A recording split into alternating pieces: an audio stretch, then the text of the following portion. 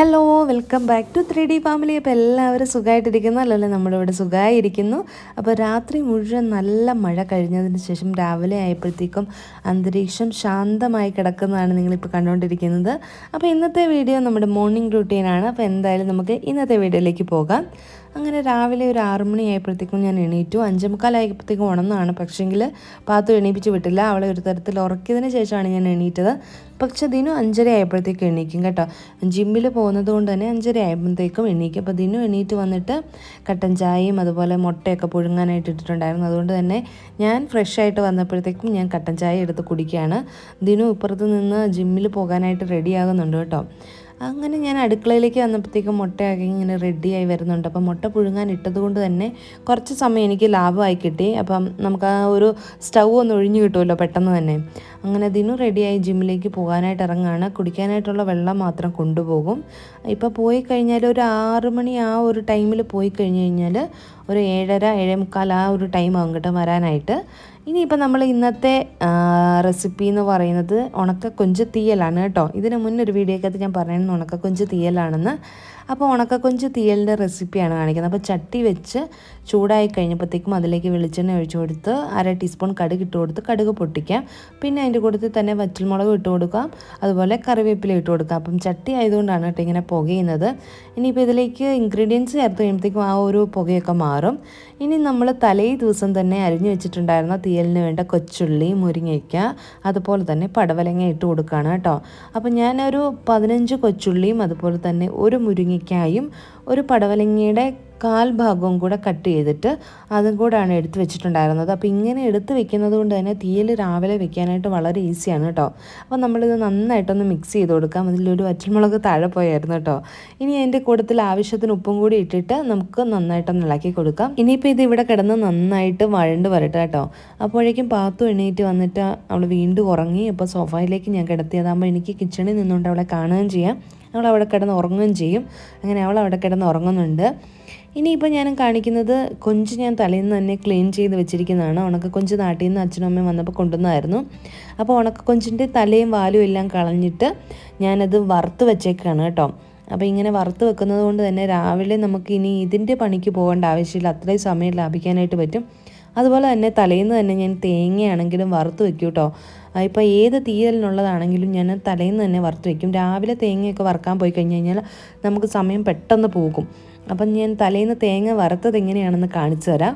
അതിനായിട്ട് ഞാനൊരു 8-9 table spoon തേങ്ങയും 2 കൊച്ചുള്ളിയും കുറച്ച് കറിവേപ്പിലയും കൂടി ഇട്ട് കൊടുത്തിട്ട് നന്നായിട്ടൊന്ന് തേങ്ങ വറുത്തെടുക്കണം. അതിൻ്റെ കൂട്ടത്തിൽ തന്നെ നിങ്ങൾക്ക് 1 സ്പൂൺ എണ്ണയും കൂടെ ഒഴിക്കാം കേട്ടോ, വെളിച്ചെണ്ണ.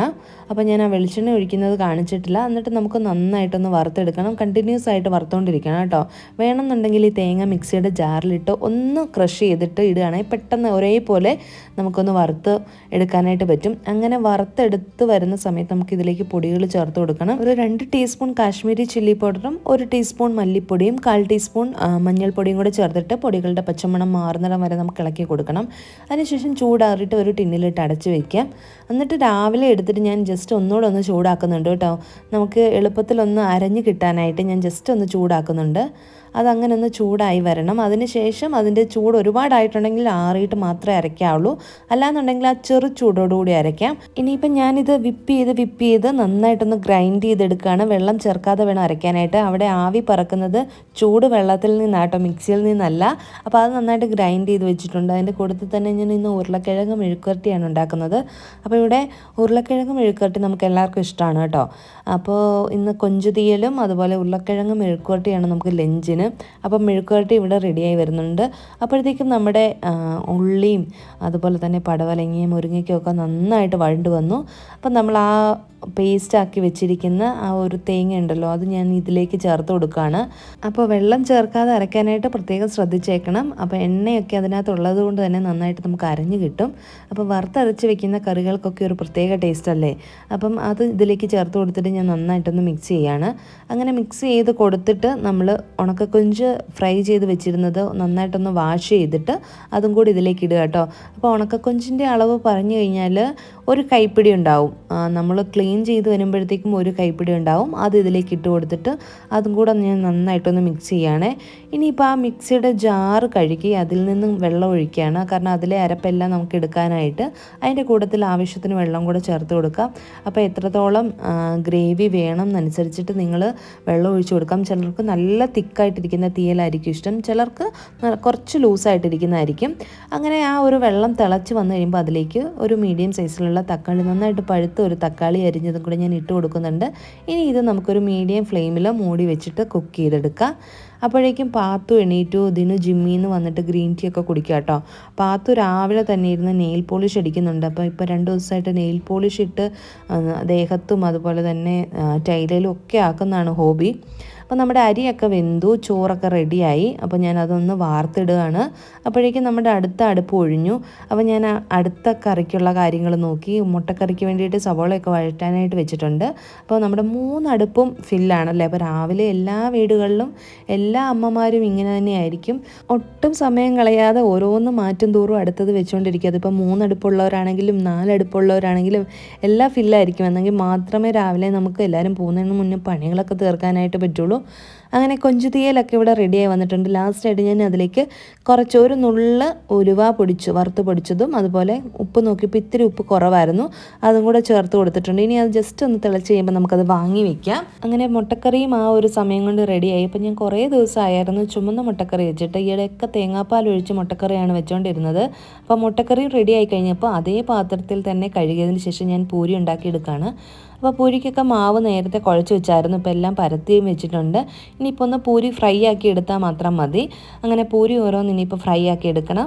ഇനിയിപ്പോൾ നമുക്ക് നമ്മുടെ ഇന്നത്തെ വിഷയത്തിലേക്ക് വരാം. നമുക്ക് ഏവർക്കും ജീവിതത്തിൽ ചില പ്രതിസന്ധികൾ നേരിടുമ്പോൾ, ആഗ്രഹിച്ച ജീവിതം ലഭിക്കാതെ വരുമ്പോൾ, ഇല്ലെങ്കിൽ രോഗങ്ങൾ പിടിപെടുമ്പോൾ, സാമ്പത്തിക ബുദ്ധിമുട്ടുകൾ ഉണ്ടാകുമ്പോൾ, വേണ്ടപ്പെട്ടവരുടെ വിയോഗം, ഇതൊന്നുമല്ലാതെ തൊഴിൽപരമായ പ്രശ്നങ്ങൾ, വിദ്യാഭ്യാസ സംബന്ധമായ പ്രശ്നങ്ങളെല്ലാം നേരിടുമ്പോൾ വിഷാദം പിടിപെടാം.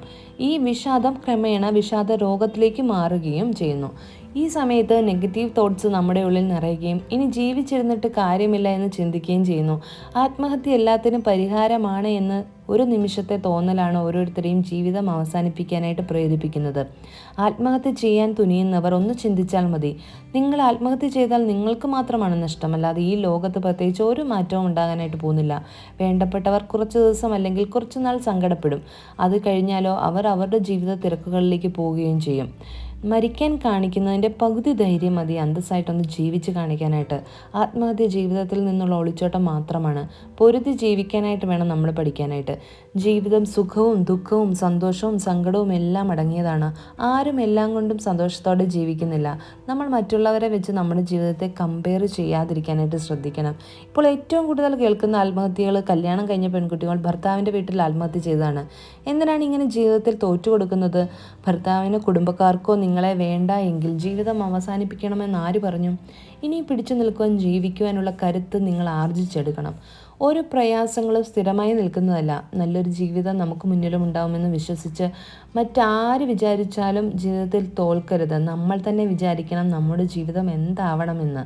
ഇനി എല്ലാവരോടുമായി എനിക്ക് പറയാനുള്ളത്, നമ്മൾ നമ്മളെ തന്നെ സ്നേഹിക്കാനായിട്ട് പഠിക്കുക. നമ്മുടെ ജീവിതം എത്രത്തോളം ഇമ്പോർട്ടൻ്റ് ആണെന്ന് നമ്മൾ തന്നെ ബോധ്യപ്പെടുത്തുക. അതേപോലെ ബന്ധങ്ങൾ കാത്തു സൂക്ഷിക്കുക.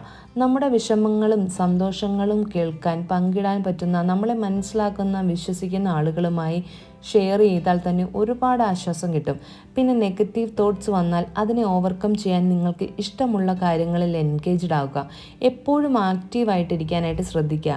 ഇനി ഡിപ്രഷൻ ഓവർകം ചെയ്യാൻ പറ്റുന്നില്ല എന്ന് നമ്മൾ തന്നെ സ്വയമേ തിരിച്ചറിയുകയാണെങ്കിൽ മടിക്കാതെ തന്നെ ഒരു കൗൺസിലറെ കാണുക, കൗൺസിലിംഗ് എടുക്കുക.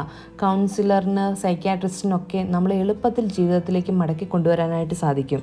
അതേപോലെ തന്നെ നമ്മുടെ ഫാമിലിയിലോ ഫ്രണ്ട്സിനോ ആർക്കെങ്കിലും ഒരു വിഷമമുണ്ടെങ്കിൽ അവർ ഡിപ്രഷനിൽ കൂടിയാണ് കടന്നു പോകുന്നതെന്ന് മനസ്സിലാക്കി കഴിഞ്ഞാൽ അവരെ ഒറ്റപ്പെടുത്താതെ ചേർത്ത് നിർത്തുക. കൂടെയുണ്ട് എന്ന് വിശ്വസിപ്പിക്കണം. വേണ്ട സമയത്ത് സപ്പോർട്ട് കൊടുക്കാതെ എന്തെങ്കിലും സംഭവിച്ചതിന് ശേഷം പശ്ചാത്തപിക്കാനായിട്ട് ഇടവരരുത്. പരിഹാരമില്ലാത്ത ഒരു പ്രശ്നവും ഈ ലോകത്തിലില്ല. എല്ലാവരുടെയും ജീവിതം സന്തോഷകരമായി സമാധാനപരമായിട്ട് മുന്നോട്ട് പോകാനായിട്ട് ഈശ്വരൻ അനുഗ്രഹിക്കട്ടെ എന്ന് പ്രാർത്ഥിക്കുന്നു. അപ്പോൾ ഇന്നത്തെ ടോപ്പിക് ഇതായിരുന്നു. നിങ്ങളുടെ അഭിപ്രായങ്ങൾ കമൻറ്റ് ചെയ്യാനായിട്ട് മറക്കരുത്.